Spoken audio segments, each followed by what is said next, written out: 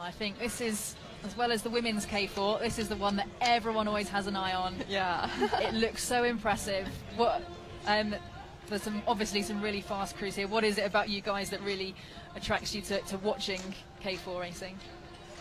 I think it's just a beautiful race. Just hearing the water splash and the guys breathing, and they make it look so effortless. And the boats it's I don't know. It's just everything about it just looks very appealing.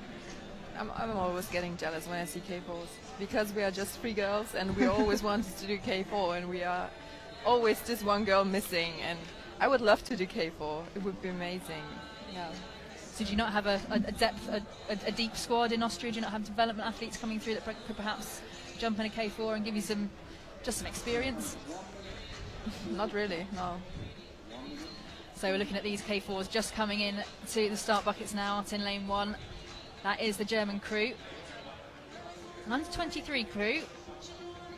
And Felix Landes and Karl Weiss in that crew won the under-23 European golds in the K4000 back in 2014.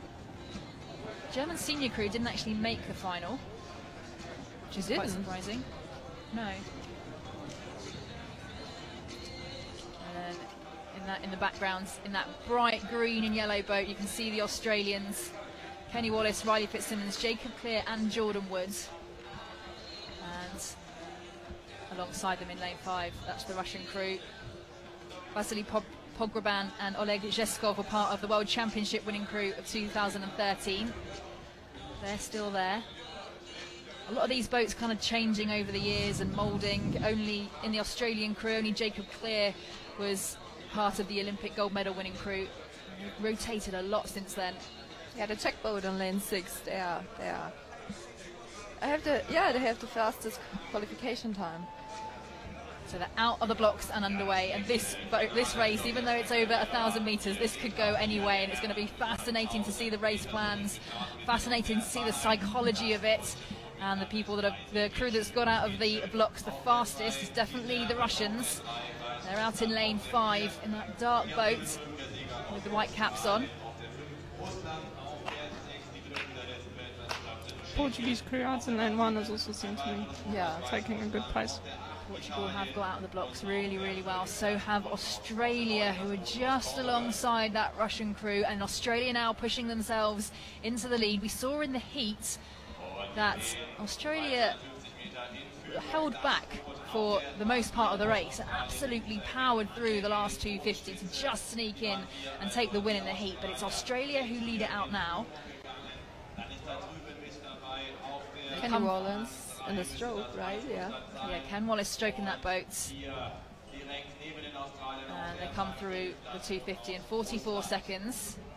I believe the Aussie K4 for real will be L'Occitane, Murray Stewart, and Jacob Clear and Kenny Wallace as well. So a bit of a different crew here. Yeah, there are two, Riley and I think Jordan. Yeah, they're quite young. Yeah, I think they'll be doing the K2 at the Olympic Games. So still with Australia, and Russia are still there, and so are the Czech Republic. So at the moment it's those 3 boats that are leading the field. They're through the 500-metre mark. And that was the Czech boat is coming up. Looking very strong. So Russia closing the gap. So the Czechs, and also looking strong out in lane 2. That's the Serbian crew in the red boat.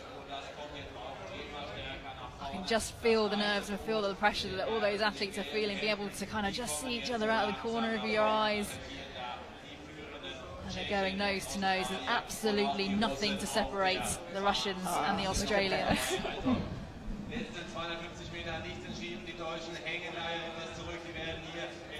It's all about head to head.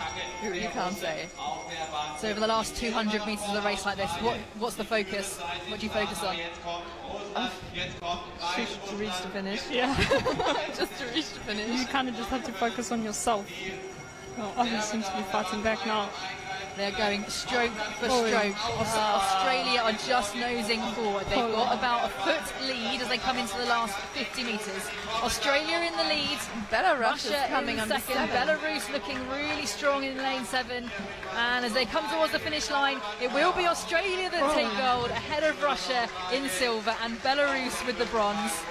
And we said it was going to be close, and it came down to literally the finish. Who had the lift over the last 100 metres? Did that live up to expectations, girls? Yeah, no, always. Brilliant kick from the Aussies there at the end, and even Belarus coming in from behind to take out the Czechs and the Serbians on the other side is brilliant. And I think something that's really impressive about the Australian cruisers is they rotate so much and they bring in different faces for different competitions, whether it's World Cups and that sort of thing. But they don't really seem to have a weak option. No. But that's amazing that they're trying many people in different boats, and they're giving many people the opportunity to show that they're also good in crew boats and not just leave them alone in K1. It's good from them. Yeah, they seem to be wanting to lift everyone's game instead of just a certain few people. We saw at the World Cups last year they rotated and still, you know, we're up there in the medals both times with different crews. So absolutely fantastic. Yeah, I think with the experience of Kenny Wallace in the front of that boat also gives everyone a big boost.